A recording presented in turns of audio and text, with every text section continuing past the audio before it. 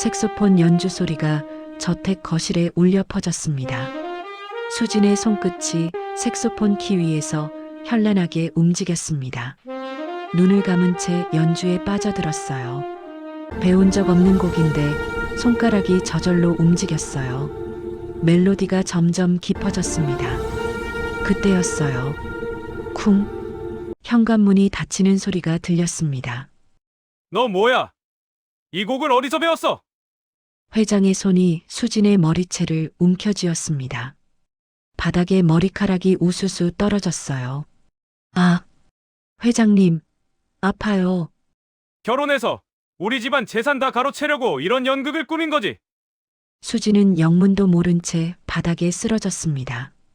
이 사건으로 수진의 인생이 바뀌게 될 줄은 이때는 아무도 몰랐습니다. 사연을 시작하기 전에 좋아요를 눌러주시고 좋아요를 눌러주시는 분께는 행운이 가득 깃들기를 바라겠습니다. 이야기는 3개월 전으로 돌아갑니다. 이른 아침 공기가 상쾌했습니다. 박수진은 버스 정류장 유리에 비친 자신을 확인했어요. 머리카락 한 올 흐트러짐 없이 옷매무새도 반듯하게. 오늘은 강태호 회장 댁에서 가사도우미 요리사로 첫 출근하는 날이었습니다. 일주일 전 직업소개소에서 연락이 왔어요. 급하게 요리사를 구하는 집이 있다고. 조건도 좋고 월급도 괜찮았습니다. 수지는 작은 식당에서 7년째 요리사로 일하고 있었어요. 한식, 일식, 중식, 양식, 보거조리까지 조리 관련 자격증만 5개를 가지고 있었습니다. 몇 년 전 할아버지가 크게 아프셨을 때 병원비를 벌기 위해 밤낮 없이 일하면서 하나씩 따낸 자격증이었죠. 다행히 할아버지는 완쾌하셨지만 그때 익힌 실력은 수진의 자산이 됐어요. 직업소개소에서는 수진의 이력서를 보고 강력히 추천했어요.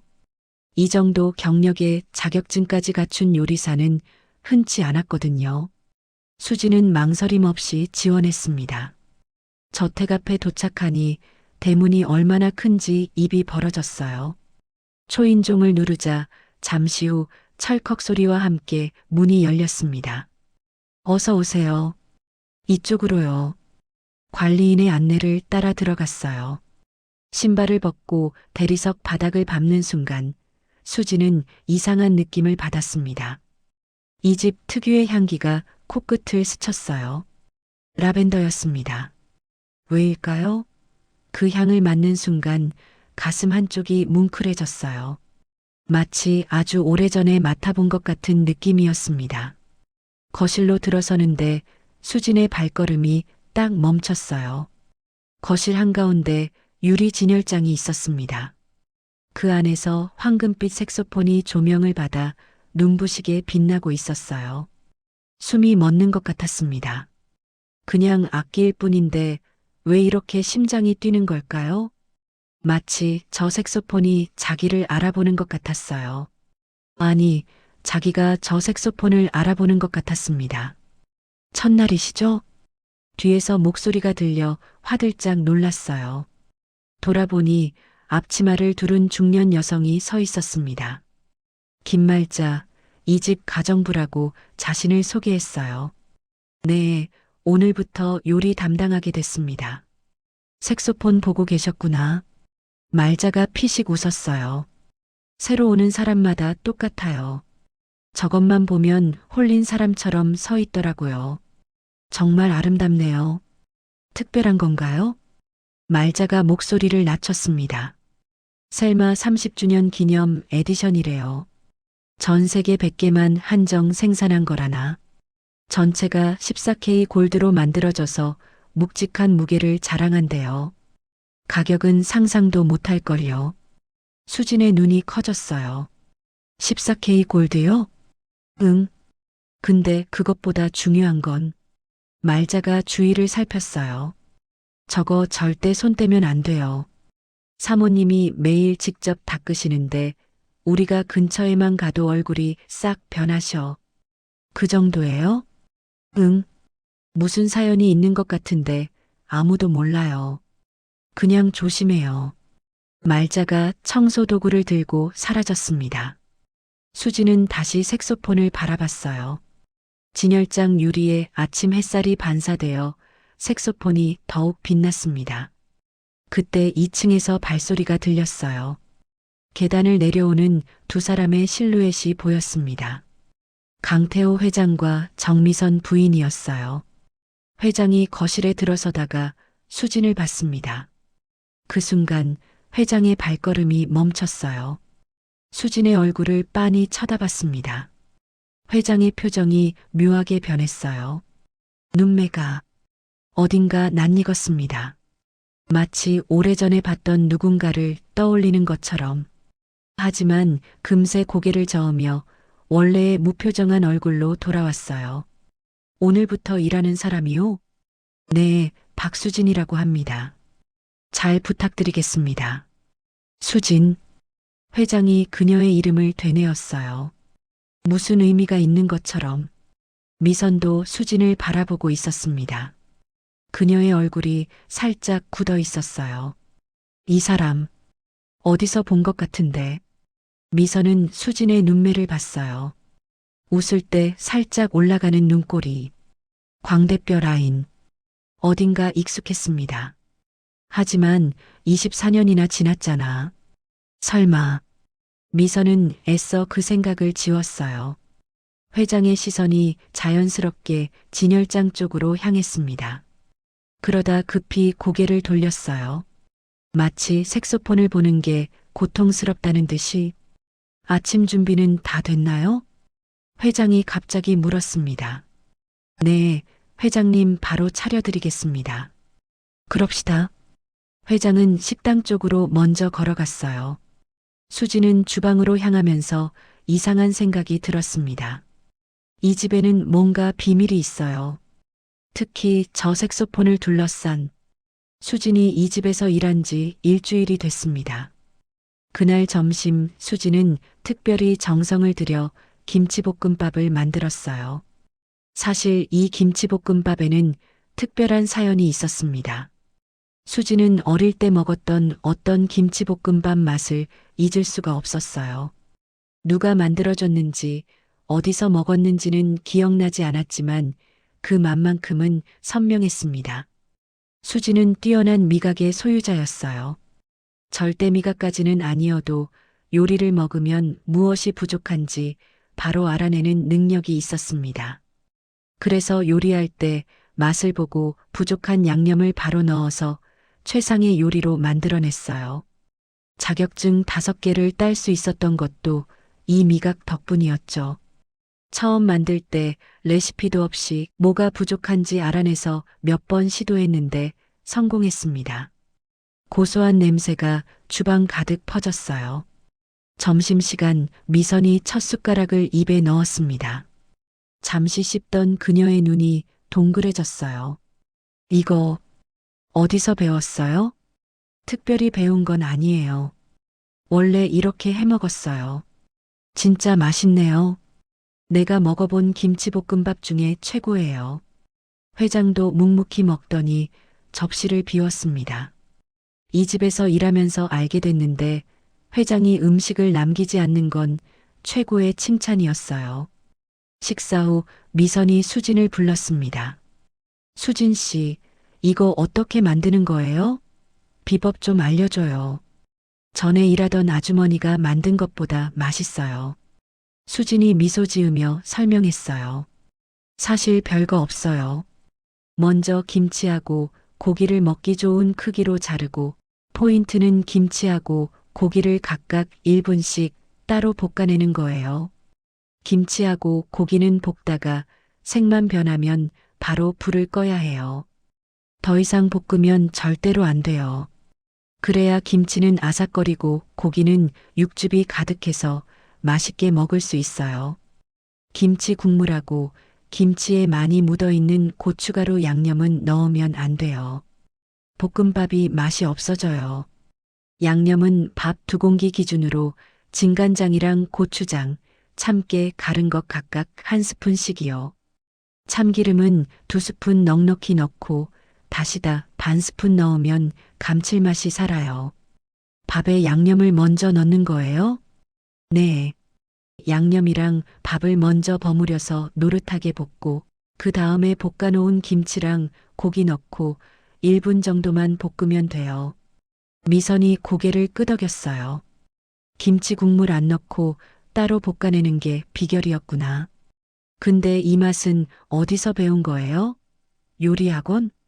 아니요. 사실 이건 제가 어릴 때 먹었던 맛을 재현한 거예요. 재현이요? 네. 누가 만들어줬는지는 기억이 안 나는데 그 맛만큼은 너무 선명하게 남아 있어요. 수진이 웃으며 말했어요. 신기하게도 처음 만들 때 레시피도 없이 뭐가 부족한지 연구해서 몇 번 시도했는데 성공했습니다. 머리가 아니라 몸이 기억하고 있었던 것 같아요. 어릴 때요? 미선의 표정이 미묘하게 변했습니다. 네. 그녀는 고개를 돌려 창밖을 봤어요. 오후 수진이 거실을 지나가는데 미선이 진열장 앞에 서 있었습니다. 하얀 천으로 색소폰을 정성스럽게 닦고 있었어요. 마치 아기를 다루듯 조심스럽게. 수진이 다가가자 미선이 고개를 들었습니다. 아, 수진 씨. 저, 방해가 됐다면 죄송해요. 아니에요. 괜찮아요. 미선이 다시 색소폰을 닦았어요. 수진이 조심스럽게 입을 열었습니다. 사모님, 이 색소폰. 정말 특별한 것 같아요. 연주하시는 분이 계세요? 미선의 손이 멈췄습니다. 침묵이 흘렀어요. 아무도 안 불어요. 오랫동안 그녀의 목소리가 작게 떨렸습니다. 죄송해요. 제가 괜히. 아니에요. 물어볼 수 있죠. 미선이 희미하게 웃었어요. 하지만 그 미소에는 깊은 슬픔이 배어 있었습니다. 매일 닦아요. 먼지 한 톨 앉지 않게.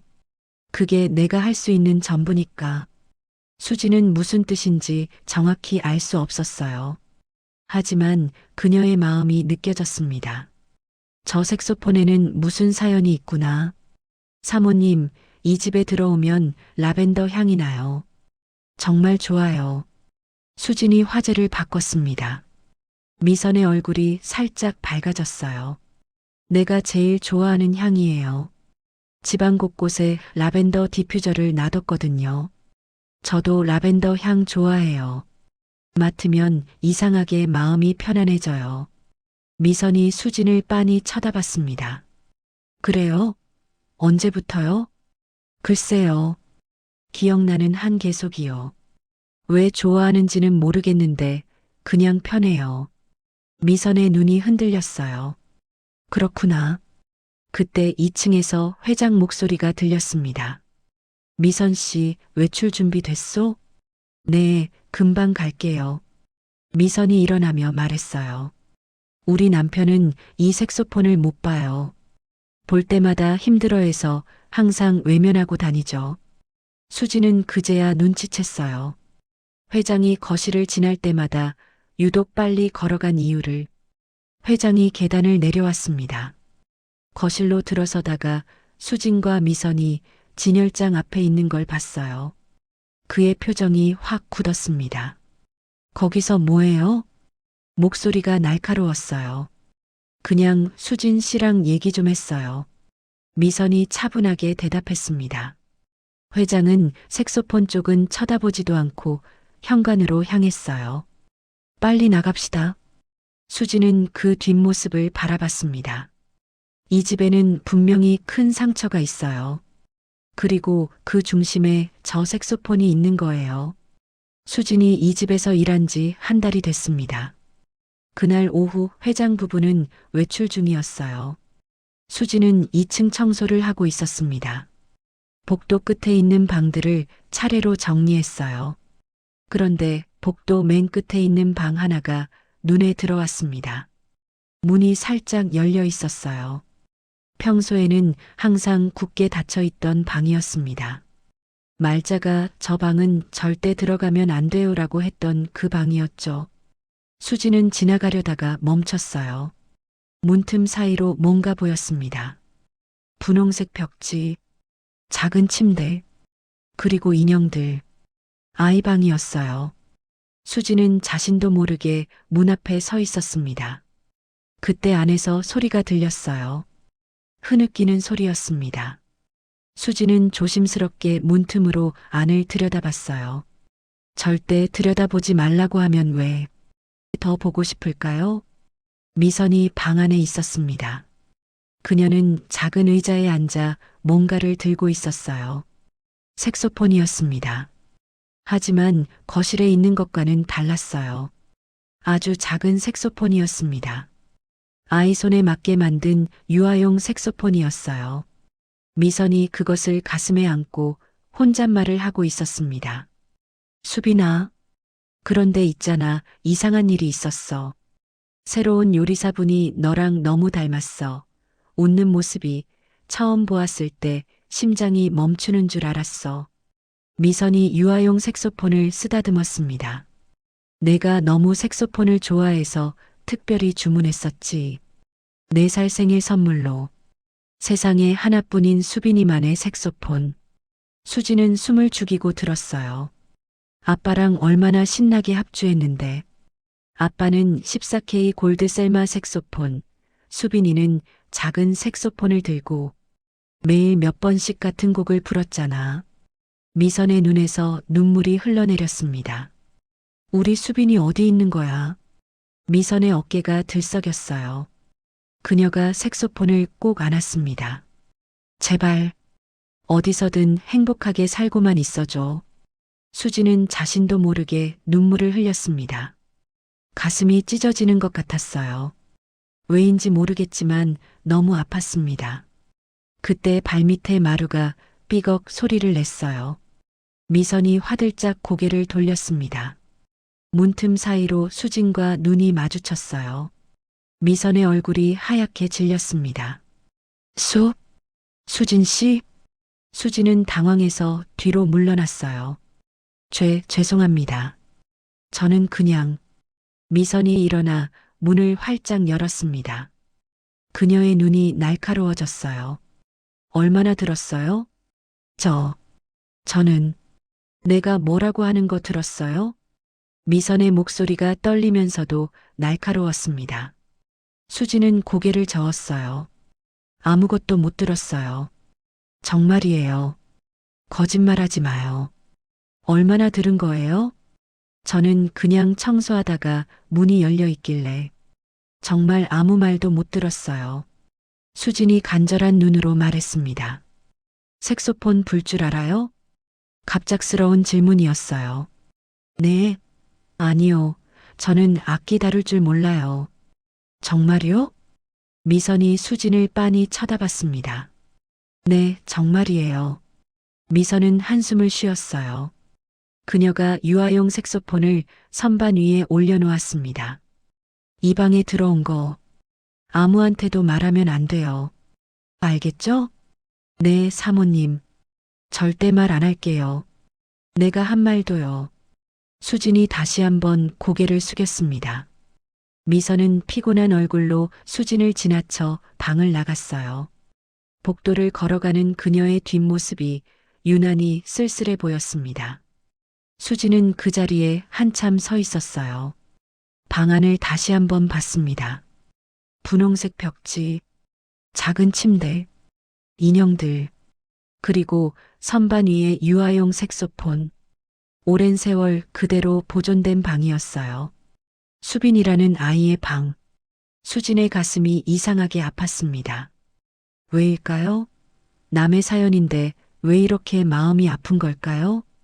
그녀는 조용히 방문을 닫고 그 자리를 떠났습니다.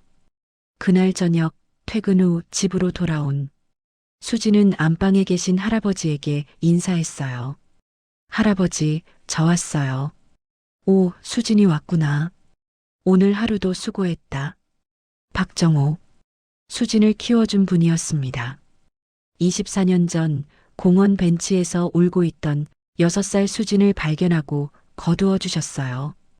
가정을 이루고 살던 중년의 남자였지만 14년 전 사별을 하고 수진과 같이 살고 있었어요. 수진에게는 세상에서 가장 따뜻한 사람이었습니다. 오늘 하루는 어땠어? 좋았어요. 수진이 대답했지만 마음 한쪽이 무거웠습니다. 낮에 봤던 그 방이 자꾸 떠올랐어요. 유아용 색소폰을 안고 우는 미선의 모습이. 할아버지, 저 오늘 이상한 경험을 했어요. 무슨? 잘 모르겠는데. 남의 슬픔을 봤는데 제 마음이 너무 아팠어요. 마치 제 일인 것처럼. 할아버지가 수진을 바라봤습니다. 어떤 슬픔이었는데? 자세히는 말 못해요. 그냥 아이를 잃어버린 엄마의 슬픔이요. 할아버지의 표정이 묘하게 변했어요. 그랬구나. 할아버지가 찻잔을 건네며 말했습니다. 수진아, 할아버지가 요즘 계속 생각하는 게 있어. 뭔데요? 너 색소폰 한번 배워보는 게 어떨까? 수진이 놀란 얼굴로 할아버지를 봤어요. 색소폰이요? 갑자기요? 갑자기는 아니지. 내가 어릴 때부터 유독 색소폰 소리에 반응하더라고. 라디오에서 색소폰 나오면 하던 것도 멈추고 귀 기울이고. 수지는 생각해 봤어요. 맞는 말이었습니다. 색소폰 선율이 들리면 왠지 모르게 가슴이 먹먹해졌어요. 설명할 수 없는 그리움 같은 게 밀려왔죠. 근처에 괜찮은 학원이 있더라. 내 친구가 소개해 줄 수 있대. 할아버지, 억지로 하라는 건 아니야.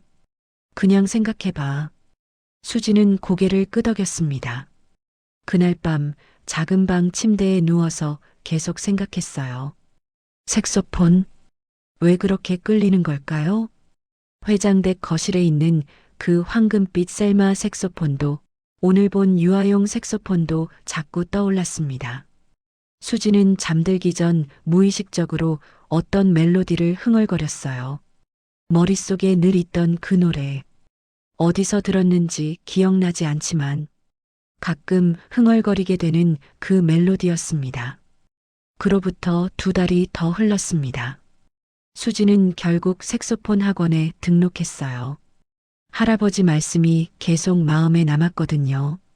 학원 첫날 수지는 긴장된 마음으로 접수를 마치고 레슨실로 안내받았습니다. 개인 레슨 신청하셨죠?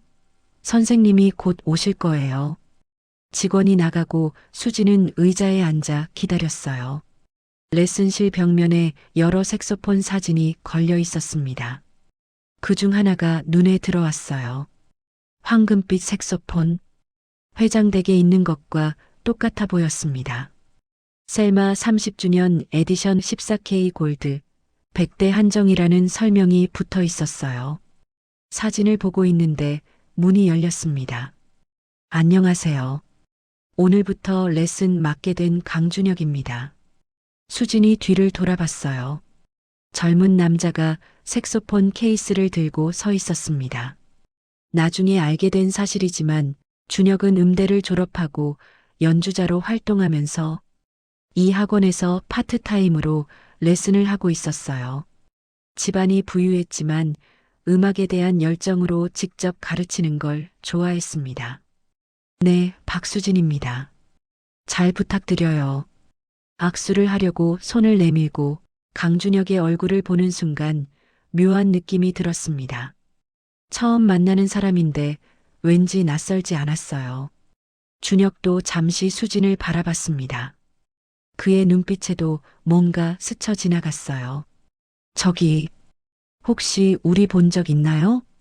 준혁이 조심스럽게 물었습니다. 네, 아니요, 처음 뵙는 것 같은데요. 수진이 고개를 갸웃거렸어요. 그렇죠? 근데 이상하게 낯이 익어서요. 어디서 본 것 같은 느낌이. 준혁이 멋쩍게 웃었습니다. 저도요. 처음 만나는 분인데 왜 이렇게 낯설지가 않죠?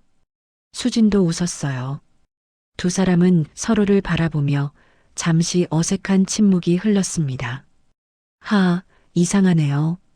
하지만 낯설지 않으니까 친근감 있고 좋네요. 아무튼 잘 부탁드려요.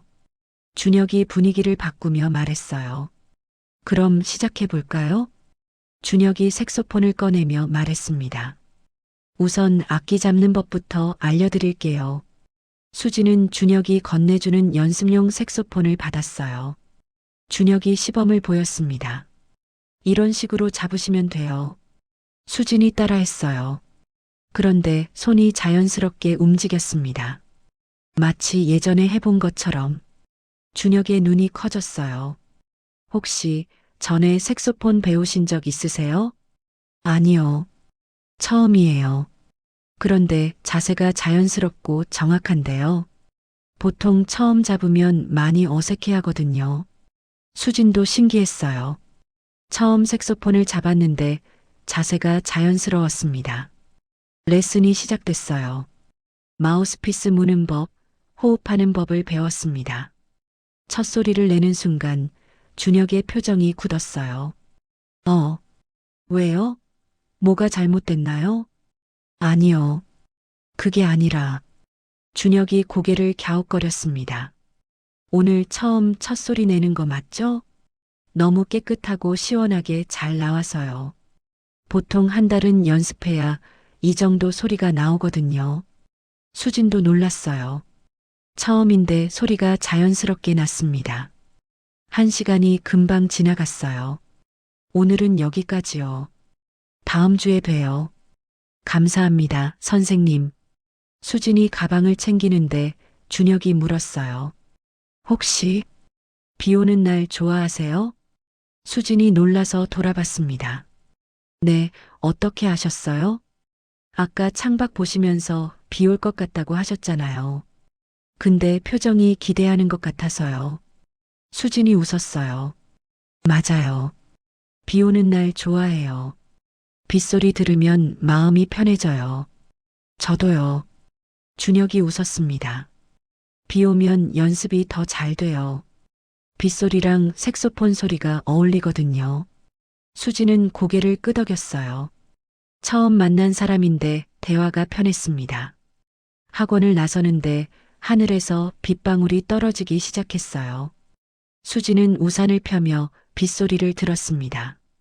왠지 기분이 좋았어요. 그때 뒤에서 발소리가 들렸습니다. 수진 씨, 준혁이 뛰어오고 있었어요. 우산 없으세요?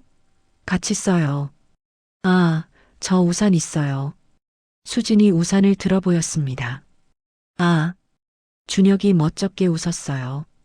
그럼 버스 정류장까지만 같이 가도 될까요? 방향이 같아서요. 수지는 고개를 끄덕였어요. 두 사람은 나란히 걸었습니다. 빗소리가 우산 위로 떨어졌어요. 수진 씨, 다음 주 레슨 끝나고 저녁 같이 드실래요?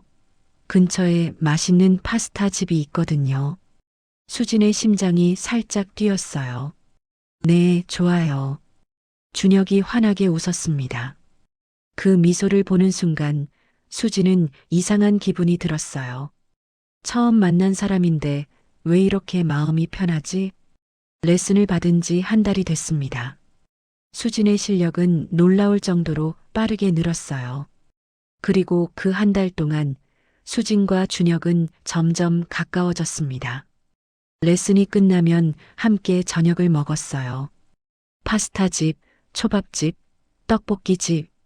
매주 다른 곳을 갔지만 대화는 언제나 끝이 없었습니다. 어느 날은 레슨 후에 영화를 보러 갔어요. 영화가 끝나고 공원을 걸었습니다.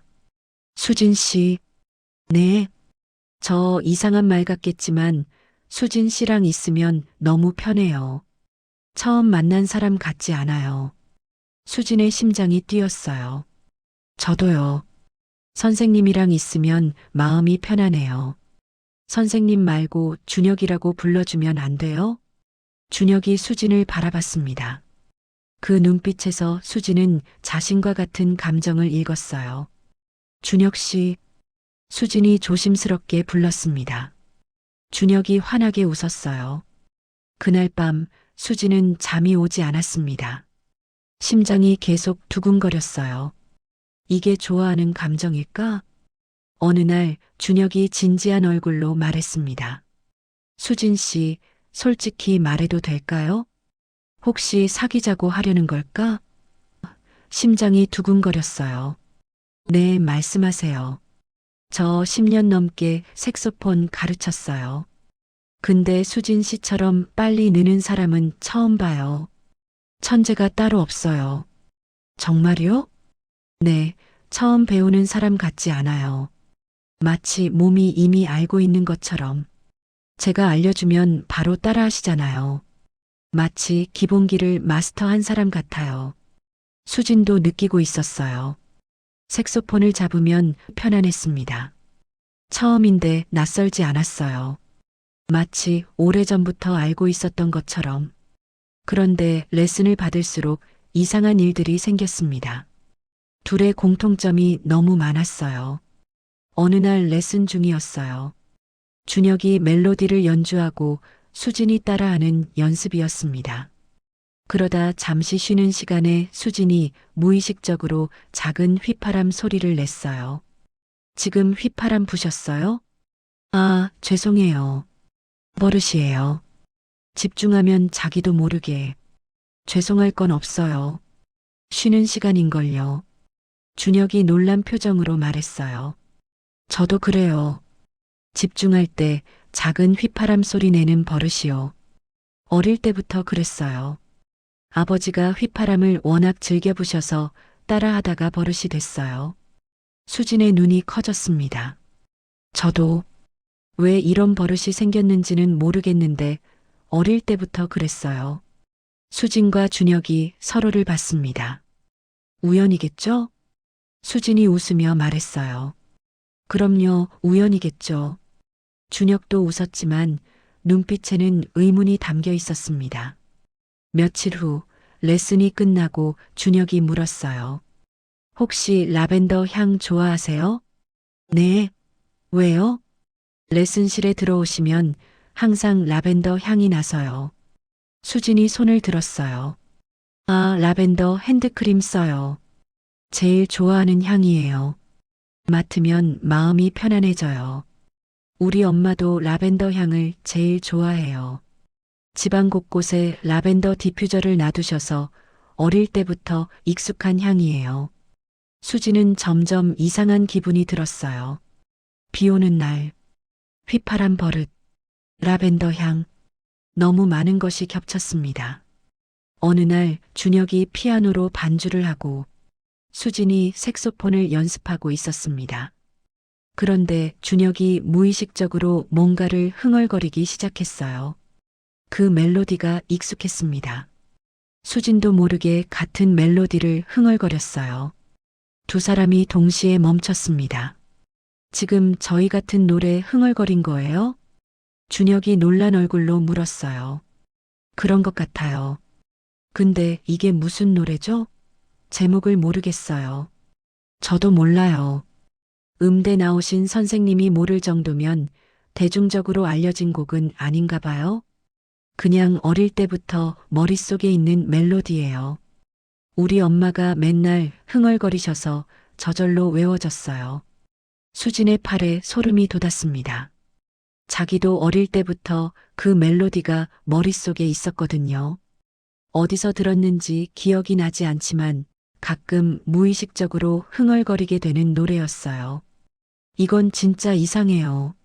수진이 떨리는 목소리로 말했습니다. 준혁도 심각한 표정이었어요. 저도 그렇게 생각해요. 준혁이 조심스럽게 물었어요.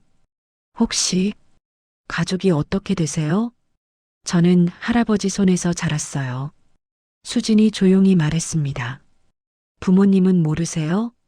네, 6살 때 할아버지가 저를 거두어 주셨어요. 준혁의 얼굴이 굳어졌습니다. 6살이요? 네. 자세한 건 저도 잘 몰라요. 할아버지가 공원에서 울고 있는 저를 발견하셨대요. 며칠을 굶은 것 같았는데 말도 안 하고 울기만 했대요. 지금 생각하면 실어증이었나 봐요. 그 후로도 1년이 지나서 말을 조금씩 하기 시작했대요. 준혁의 손이 떨렸어요. 혹시 생일이 언제세요? 5월 12일이요. 할아버지가 정해주신 날이에요. 저를 처음 만난 날이래요. 준혁이 숨을 크게 들이켰습니다. 그의 얼굴이 하얗게 질렸어요. 왜 그러세요? 선생님? 아니에요. 아무것도 아니에요. 준혁이 애써 미소를 지었습니다. 하지만 그의 눈빛은 심하게 흔들리고 있었어요. 레슨이 끝난 후 두 사람은 늘 가던 카페에 앉았습니다. 준혁이 커피를 마시다가 말했어요. 수진 씨, 네, 저 할 말이 있어요. 준혁이 수진의 손을 잡았습니다. 수진의 심장이 빠르게 뛰었어요. 수진 씨를 처음 봤을 때부터 이상했어요. 왜 이렇게 끌리지? 왜 이렇게 편하지? 저도요. 수진 씨, 저랑 사귀어 주실래요? 수진의 눈이 커졌어요. 준혁이 진지한 눈으로 수진을 바라봤습니다. 처음엔 그냥 끌림이라고 생각했어요. 근데 알면 알수록 더 좋아지더라고요. 밝고 따뜻하고 열심히 사는 모습이. 수진의 눈에 눈물이 고였어요. 누군가에게 이런 고백을 받은 건 처음이었습니다. 저도 준혁 씨 좋아요. 수진이 작게 대답했어요. 준혁이 수진의 손을 꽉 잡았습니다. 고마워요. 행복하게 해줄게요. 그날부터 두 사람은 연인이 됐습니다. 준혁은 수진과 사귀면서도 자꾸 이상한 생각이 들었어요. 왜 이렇게 많은 게 겹치지? 생일, 버릇, 좋아하는 것들. 어느 날 밤 준혁은 혼자 방에 앉아 생각에 잠겼어요. 그리고 떨리는 손으로 휴대폰을 꺼냈습니다. 엄마, 준혁아, 왜? 저 물어볼 게 있어요. 뭔데? 수빈이 생일. 나랑 같은 5월 12일 맞죠? 전화기 너머로 긴 침묵이 흘렀습니다. 갑자기 왜 그걸 물어봐? 미선의 목소리가 떨리고 있었어요. 그냥요. 문득 확인하고 싶어서요. 그래. 5월 12일. 너랑 같은 날 태어난 쌍둥이잖아. 알면서 왜 또 묻는 거야? 준혁의 손에서 휴대폰이 미끄러질 뻔했습니다. 엄마, 나중에 다시 전화할게요. 전화를 끊고 준혁은 창밖을 봤어요. 비가 내리기 시작했습니다. 수지는 평소처럼 회장댁에서 일하고 있었습니다. 점심 준비를 하고 있는데 현관에서 목소리가 들렸어요. 엄마, 나왔어. 젊은 남자 목소리였어요. 수지는 주방에서 나가지 않고 일을 계속했습니다. 가족 행사에 끼어들 일은 아니었으니까요. 거실에서 대화 소리가 들렸어요. 이번 주말 캠핑 계획 그대로죠? 아버지도 같이 가시는 거죠? 그래, 오랜만에 가족 여행이니까. 회장의 목소리가 들렸습니다. 수진 씨한테도 얘기해둬야겠다. 주말 동안 집 봐달라고. 미선의 목소리였어요. 잠시 후 미선이 주방으로 들어왔습니다. 수진 씨, 이번 주말에 가족 캠핑 가거든요. 집 좀 부탁해요. 네, 사모님. 알겠습니다. 그리고 우리 아들 소개할게요. 오랜만에 집에 왔거든요. 미선이 거실 쪽을 향해 불렀어요. 준혁아, 이리 와봐. 우리 집 요리사 수진 씨야. 준혁이 주방으로 들어왔습니다. 수진이 고개를 들어 회장의 아들을 봤어요. 심장이 쿵 내려앉았습니다. 강준혁, 색소폰 학원 선생님, 그리고 지금 사귀고 있는 남자친구였어요. 준혁도 수진을 보고 눈이 커졌습니다. 수진 씨? 준혁 씨? 미선이 두 사람을 번갈아 봤습니다. 뭐야, 둘이 아는 사이야? 수진과 준혁은 서로를 바라봤어요. 어떻게 설명해야 할지 몰랐습니다. 준혁이 먼저 입을 열었어요. 저 색소폰 학원에서 레슨해드리고 있어요. 그래서 아는구나. 이런 우연이? 신기한 일도 다 있네. 미선이 고개를 끄덕였어요. 그러게 말이에요.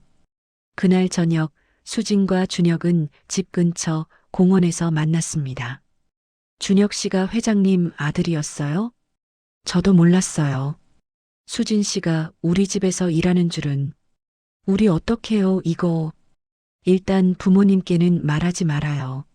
상황이 복잡해질 수 있으니까 어떻게 해야 할지 천천히 생각해 보자고요.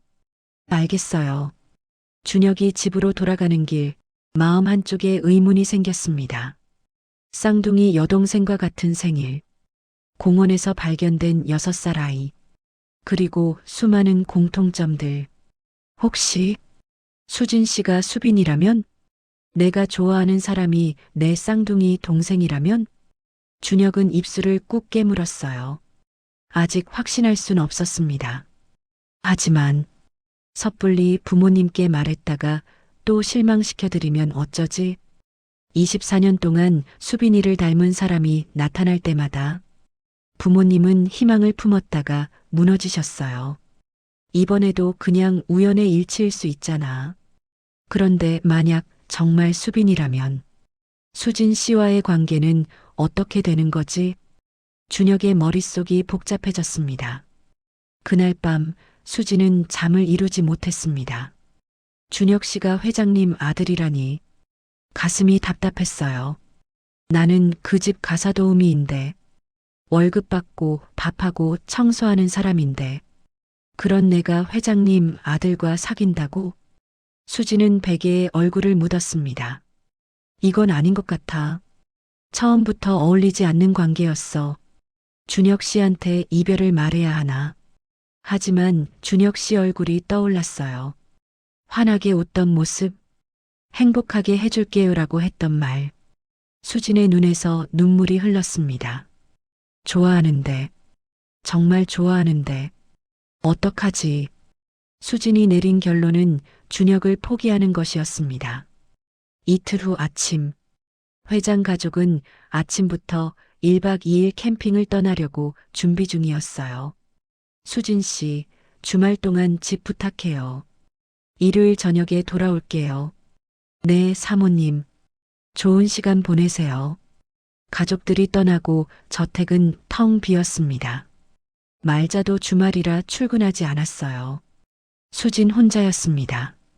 청소를 하고 식재료 정리를 하고 할 일을 다 마쳤어요. 오후 3시가 됐습니다. 수진은 거실 소파에 앉아 쉬고 있었어요. 그런데 자꾸 시선이 한 곳으로 갔습니다. 진열장 안의 색소폰, 14K 골드로 만들어진 셀마 30주년 에디션이 햇빛을 받아 황금빛으로 빛나고 있었어요. 수진은 일어나 진열장 앞으로 갔습니다.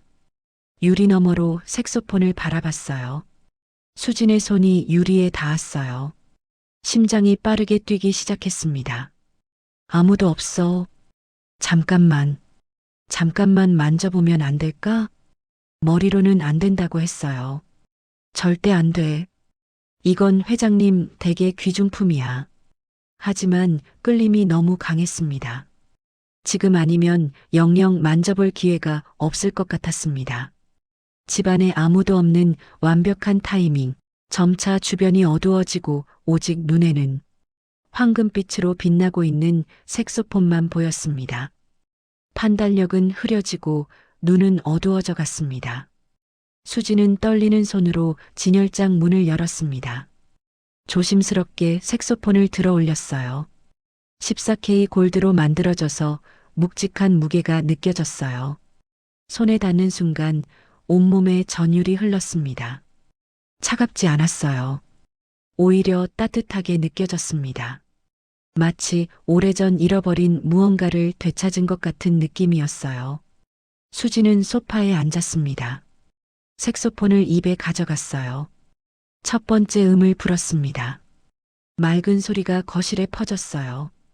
그 소리를 듣는 순간 수진의 눈에서 눈물이 흘렀습니다. 왜 우는지 몰랐어요. 눈물이 멈추지 않았습니다. 처음엔 학원에서 배운 곡들을 연주했어요. 한 곡, 두 곡. 시간이 얼마나 흘렀는지 몰랐습니다. 창밖으로 해가 기울고 어느새 밤이 깊어가고 있었어요. 그때 갑자기 필이 꽂혔습니다. 머릿속에만 있어서 가끔 흥얼거리던 그 멜로디. 그걸 색소폰으로 불고 싶다는 생각이 번개처럼 스쳤어요. 손가락이 움직이기 시작했습니다. 수진의 의지와 상관없이 손가락이 스스로 키를 찾아갔어요. 신들린 것 같았습니다. 이상했어요. 이 곡을 색소폰으로 연주한 건 처음인데 틀리지 않았습니다. 손가락이 정확히 알고 있었어요. 어떤 키를 눌러야 하는지, 어떻게 불어야 하는지. 수지는 눈을 감았습니다. 그리고 손이 이끄는 대로 따라갔어요. 선율이 흘러나오기 시작했습니다. 아름다운 곡이었어요. 머릿속에만 있던 그 멜로디가 색소폰의 황금빛 소리로 거실을 가득 채웠습니다. 수지는 몰랐어요. 이 곡이 어릴 때 아버지와 매일같이 합주하던 바로 그 곡이라는 걸. 아버지는 24K 골드, 셀마 색소폰을, 자신은 유아용 색소폰을 들고 함께 불었던 곡이라는 걸. 엄마가 맨날 흥얼거리던 노래를 색소폰으로 연주하고 싶다고 때를 썼던 기억. 아빠 휘파람 소리를 따라 하느라 연습하다가 버릇이 된 그 휘파람. 모든 게 이 곡과 연결되어 있었지만 수지는 기억하지 못했어요. 하지만 몸은 기억하고 있었습니다. 손가락이 색소폰 키 위에서 춤추듯 움직였어요. 빠르게, 느리게, 부드럽게, 강하게. 음악이 거실을 가득 채웠습니다. 24년 동안 침묵했던 색소폰이 다시 노래하고 있었어요. 수진의 얼굴에 눈물이 흘러내렸습니다. 하지만 연주는 멈추지 않았어요. 한 번 끝나면 다시 처음부터, 또다시 처음부터 몇 번을 반복했는지 몰랐습니다. 그 곡을 멈출 수가 없었어요. 그때 갑자기 창 밖에서 번개가 치기 시작했습니다. 이어서 천둥 소리가 들렸습니다. 창 밖에서 빗방울이 떨어지기 시작했어요. 처음엔 가랑비였습니다. 그러다 점점 세차게 쏟아지기 시작했어요. 억수 같은 비가 쏟아졌습니다. 하지만 수지는 듣지 못했습니다. 음악에 완전히 빠져 있었거든요. 몇 시간이 흘렀는지도 몰랐어요. 한편 캠핑장, 강태호 회장 가족은 바베큐 그릴 앞에 모여 있었습니다. 지글지글 소고기 굽는 소리가 났어요. 오랜만에 가족끼리 고기 구워 먹으니까 좋다. 회장이 고기를 뒤집으며 말했습니다. 그러게요. 언제 이렇게 셋이 모였나 몰라요. 가족들은 바베큐로 저녁 식사를 맛있게 먹고 있었습니다. 부모님과 대화하며 준혁이 웃었지만 마음 한쪽이 무거웠습니다. 수진 씨 생각이 계속 났어요. 준혁은 계속 무언가 망설이고 있었습니다. 준혁아, 왜 그래? 어디 불편해? 미선이 물었어요. 아니요. 그게 준혁이 심호흡을 했습니다. 아버지, 엄마, 드릴 말씀이 있어요. 회장과 미선이 아들을 봤어요. 뭔데? 저 사귀는 사람이 생겼어요. 미선의 눈이 커졌습니다. 정말? 누구야? 박수진 씨요. 우리 집 요리사요. 텐트 안이 조용해졌어요. 회장의 표정이 굳었습니다. 뭐라고? 처음엔 저도 몰랐어요. 학원에서 레슨하다가 좋아하게 됐는데 나중에 보니까 우리 집에서 일하는 분이더라고요. 우리 집 가사 도우미하고 사귄다고? 너 미쳤어? 회장의 목소리가 싸늘해졌어요. 아버지, 수진 씨는 정말 좋은 사람이에요. 직업이 뭐가 중요해요? 중요하지. 회장이 자세를 고쳐 앉았습니다. 넌 강태호 회장 아들이야. 그에 맞는 사람을 만나야지. 아버지, 그게 무슨 시대착오적인. 시대착오? 현실을 말하는 거야. 회장의 목소리가 높아졌어요. 그 여자가 뭘 보고 너한테 접근했겠어? 순수하게 널 좋아해서? 웃기지 마라. 아버지, 준혁이 벌떡 일어났습니다. 수진 씨는 그런 사람 아니에요. 제가 먼저 고백했어요. 수진 씨는 제가 누군지도 몰랐다고요. 앉아. 회장이 차갑게 말했어요. 더 이상 이 얘기 안 해. 그 여자랑 헤어져. 싫어요. 준혁이 아버지를 똑바로 쳐다봤습니다. 전수진 씨 좋아해요. 안 헤어질 거예요. 텐트 안에 무거운 침묵이 흘렀습니다. 미선이 조심스럽게 입을 열었어요. 여보, 일단 진정하고. 당신은 빠져. 회장이 아내의 말을 끊고 연신 쓴 소주를 들이켰습니다. 아무도 말이 없었어요. 번개가 쳤습니다. 이어서 천둥이 울렸어요. 그리고 비가 쏟아지기 시작했습니다. 준혁은 고개를 숙인 채 앉아 있었습니다. 왜 하필 지금 말했을까? 좋은 분위기 다 망쳤어. 오랜만에 가족끼리 캠핑 왔는데 아버지가 고기도 직접 구워주시고 바베큐 드시면서 엄마도 행복해 하셨는데 내가 왜 참지 못하고 말했을까? 저녁 식사 자리에서 말한 것을 준혁은 후회했어요. 삐리릭. 준혁의 휴대폰에서 경보음이 울렸습니다. 근처에 산사태 경보가 떴어요. 준혁이 휴대폰을 확인하며 말했어요. 회장이 한숨을 쉬었습니다. 내려간다. 미선이 물었어요. 지금요? 비가 이렇게 오는데 더 있다가 고립되면 어쩔 거야. 그리고 회장이 잠시 말을 멈췄어요. 캠핑할 기분도 아니야. 준혁은 아무 말도 할 수 없었습니다. 짐 챙겨. 가족들은 서둘러 짐을 쌌어요. 비를 뚫고 차에 올랐습니다. 빗줄기가 너무 거세서 천천히 달릴 수밖에 없었어요. 차 안은 무거운 침묵뿐이었습니다. 일시간을 달려 도시로 들어왔습니다. 저택까지는 20분 거리였어요. 거의 다 왔어. 회장이 말했습니다. 저택 앞에 도착했어요. 비가 조금 약해졌습니다. 회장이 차에서 내려 현관문을 열었어요. 그 순간이었습니다. 색소폰 소리가 들렸어요. 세 사람 모두 멈췄습니다. 무슨 소리지? 미선의 얼굴이 하얗게 질렸어요.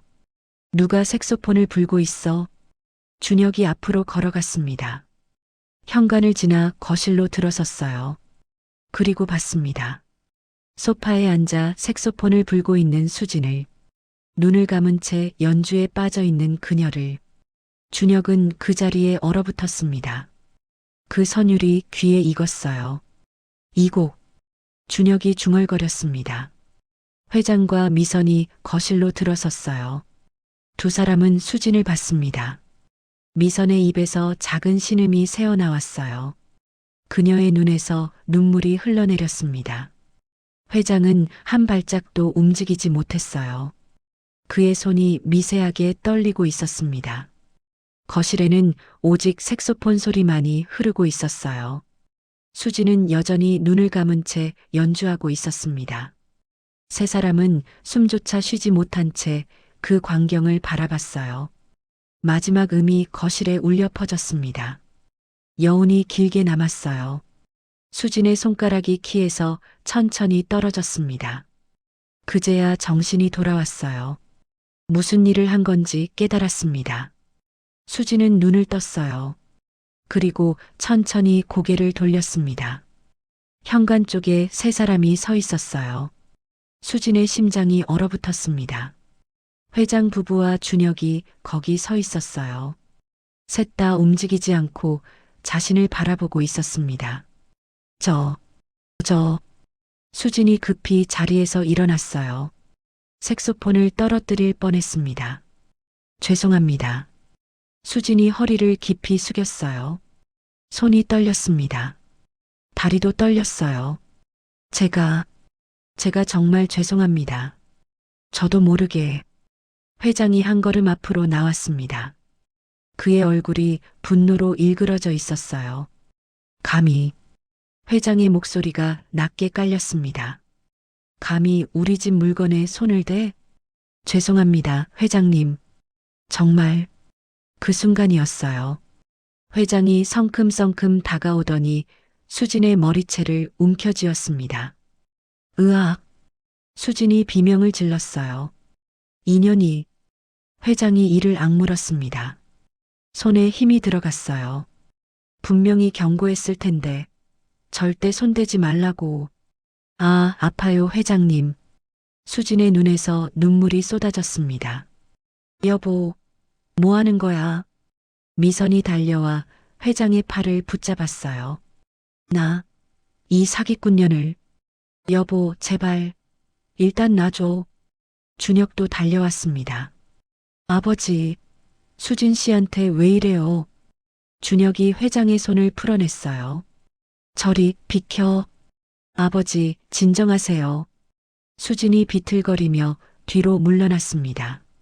거실 바닥에는 머리카락 수백 가닥이 떨어져 있었습니다. 흐트러진 머리카락 사이로 눈물이 흘러내렸어요. 준혁이 수진 앞을 막아섰습니다. 아버지, 수진 씨는 그런 사람 아니에요. 닥쳐. 회장이 아들을 노려봤어요. 너도 한통 속이냐? 이 여자한테 넘어간 거야? 무슨 말씀을? 처음부터 다 계획한 거야. 회장이 수진을 손가락질했습니다. 이 집에 가사도우미로 들어와서 내 아들한테 접근하고 색소폰까지 배우면서 꼬셔서 결혼하려고.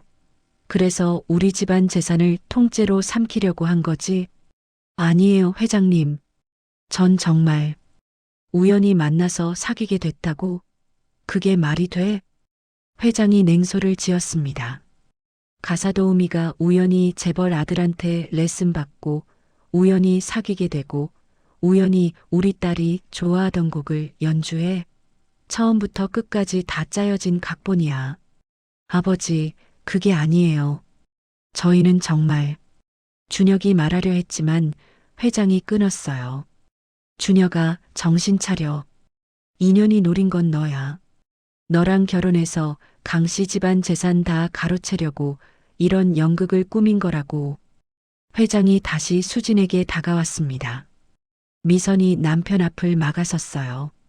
여보, 그만해요. 술도 많이 안 마셨는데 왜 그래? 아무리 그렇다 해도 폭력은 안 돼요. 비켜. 폭력은 안 돼. 먼저 얘기를 들어봐요. 회장이 아내 너머로 수진을 노려봤습니다. 어떻게 알았어? 우리 집 사정을. 잃어버린 딸이 있다는 거.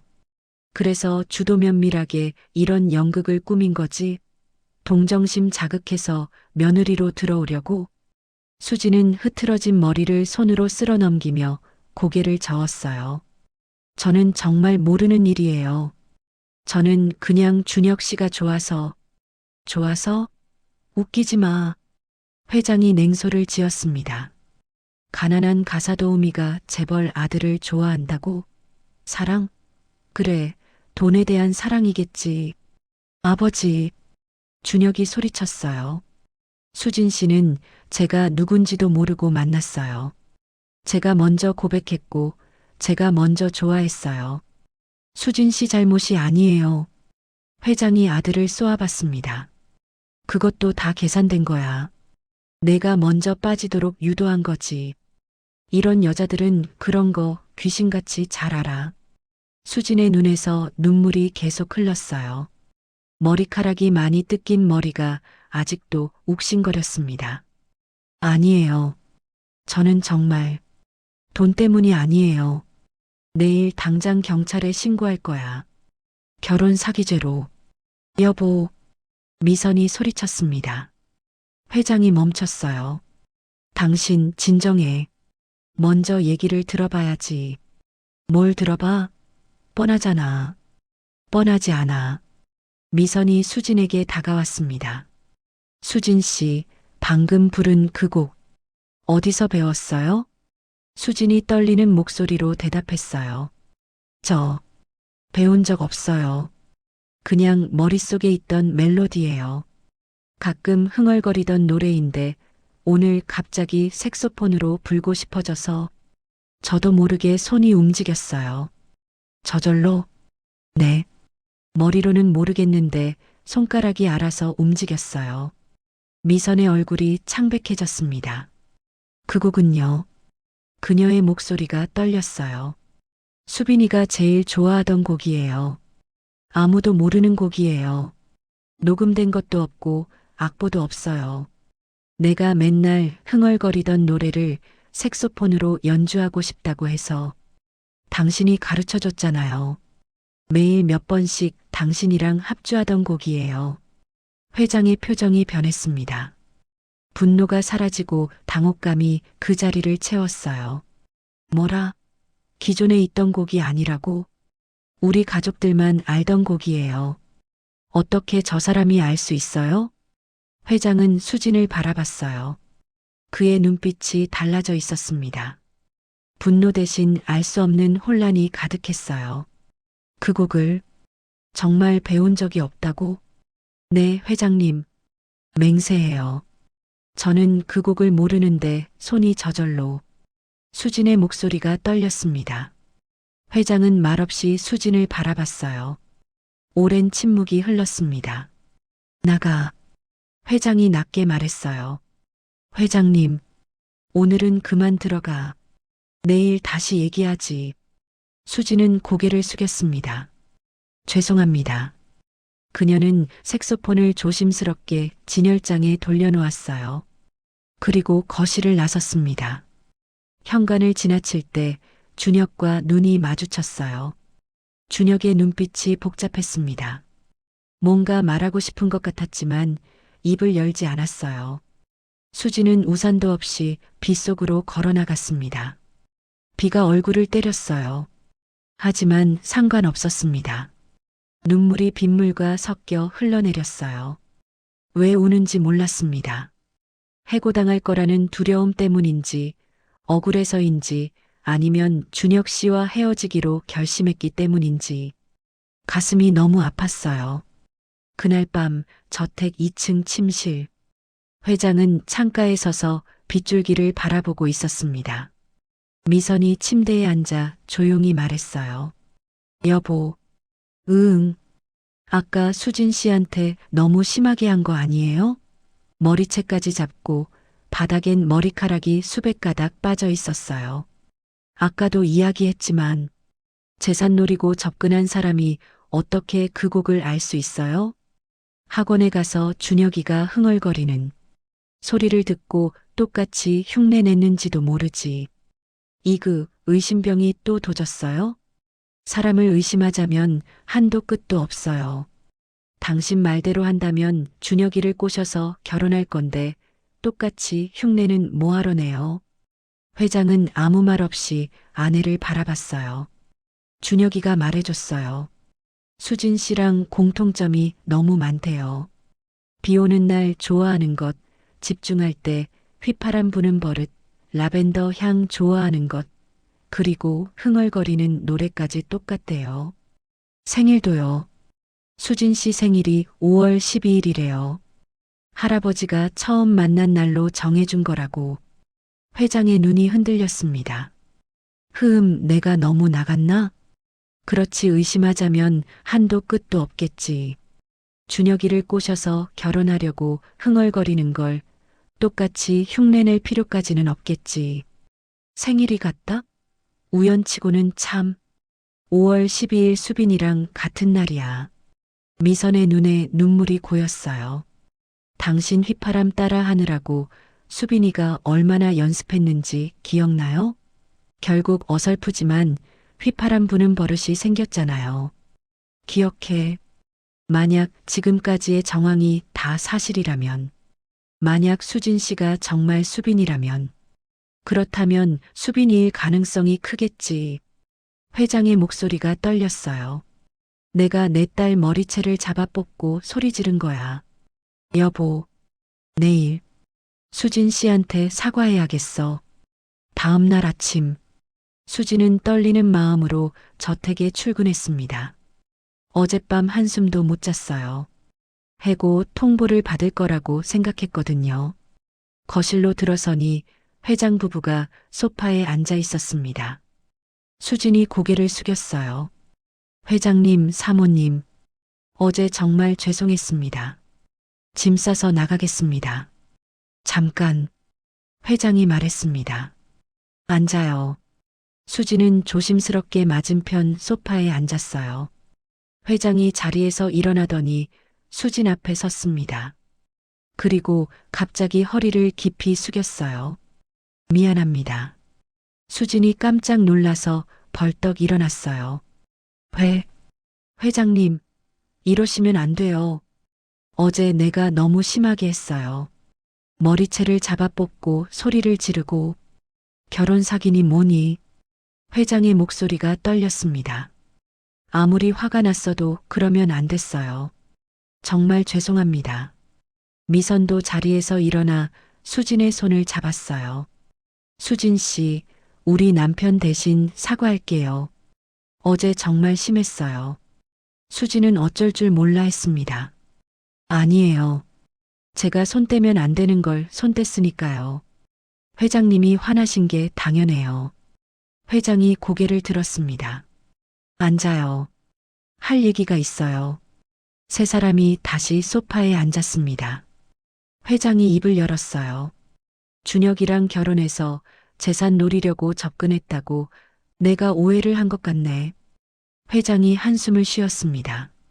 미선이 수진의 손을 잡았습니다. 수진 씨, 우리한테 딸이 있었어요. 준혁이 쌍둥이 여동생. 네. 수진의 눈이 커졌어요. 준혁 씨의 쌍둥이 동생? 24년 전에 음악 페스티벌에서 잃어버렸는데 전국에 수배하고 방송에도 나가고 현상금도 걸었는데 못 찾았어요. 나중에 알았어요. 유괴였다는 거. 그 범인 3년 후에 다른 아이 유괴하다가 잡혔잖아요. 그래, 그때 수빈이 건도 자백했지.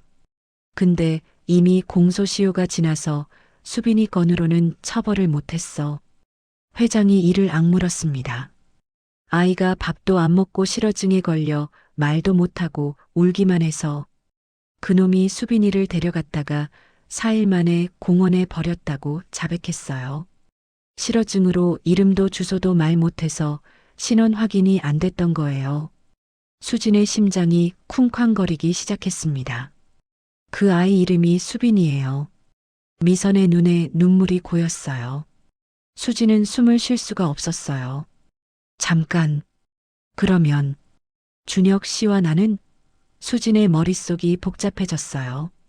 수빈이가 색소폰을 너무 좋아해서 4살 생일에 유아용 색소폰을 특별 주문해서 선물했어요. 매일 아빠랑 합주했죠.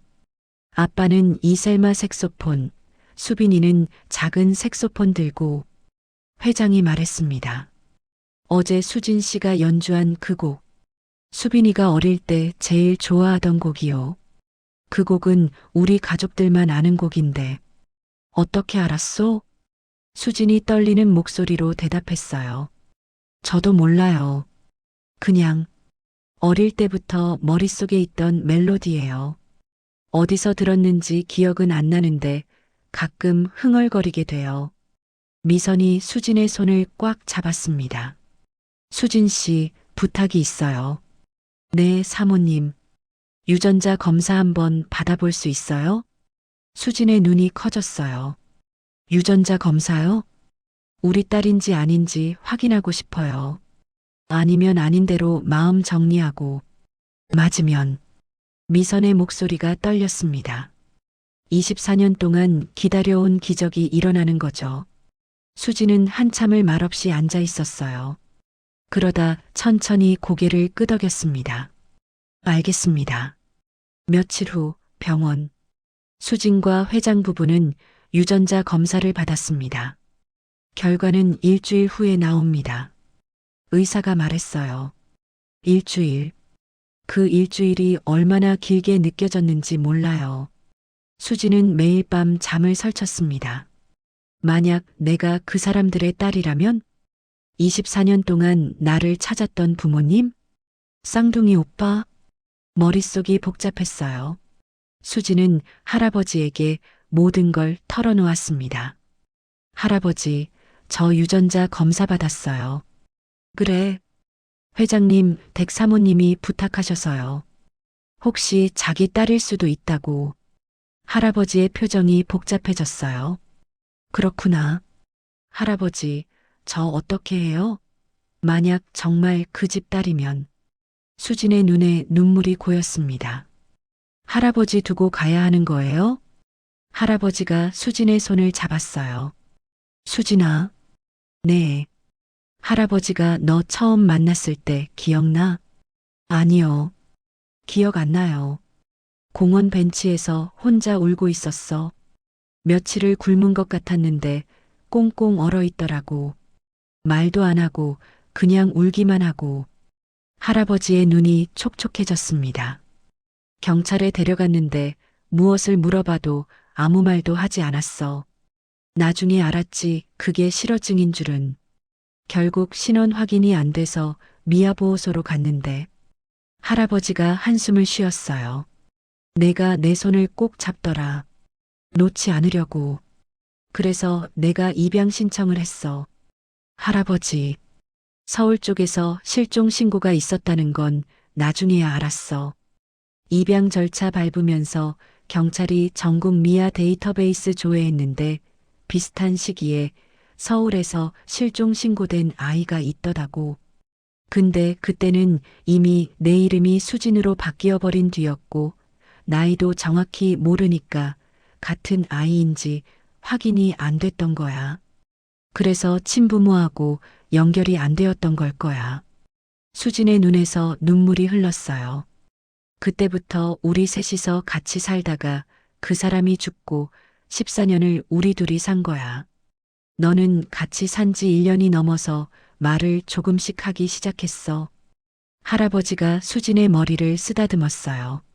만약 친부모가 나타나면 그쪽으로 가야지. 피는 물보다 진한 거야. 싫어요. 저한테는 할아버지가 아버지예요. 수진이 울먹였습니다. 바보야. 부모가 둘이 되는 거지. 할아버지를 잃는 게 아니야. 할아버지가 웃었어요. 내 친부모도 24년 동안 얼마나 너를 찾았겠어. 그 마음 생각해봐. 수지는 할아버지를 꼭 안았습니다. 일주일 후 병원에서 연락이 왔습니다. 수진과 회장 부부 그리고 준혁까지 네 사람이 병원을 찾았어요. 의사가 결과지를 들고 들어왔습니다. 검사 결과 나왔습니다. 심장이 터질 것 같았어요. 모두가 숨을 죽였습니다. 의사가 결과지를 펼쳤어요. 친자 확률. 의사가 잠시 말을 멈췄습니다. 99.99%입니다. 미선이 손으로 입을 막았어요. 눈에서 눈물이 쏟아졌습니다. 수빈아. 미선이 수진에게 다가갔어요. 우리 수빈이. 미선이 수진을 꼭 안았습니다. 24년이야. 24년 동안 엄마가 얼마나 찾았는데.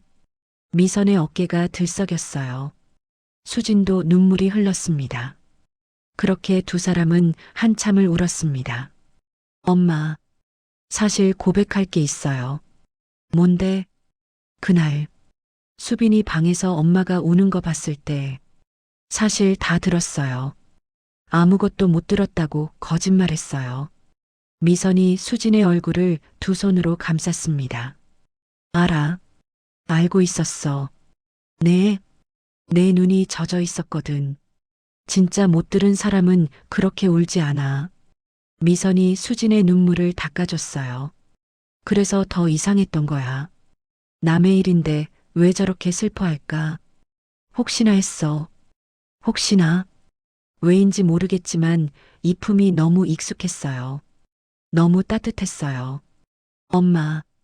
수진의 입에서 저절로 그 말이 나왔습니다. 회장도 눈시울이 붉어졌어요. 강태호. 평생 냉철하고 무표정했던 그 사람이 눈물을 흘리고 있었습니다. 수빈아. 아빠.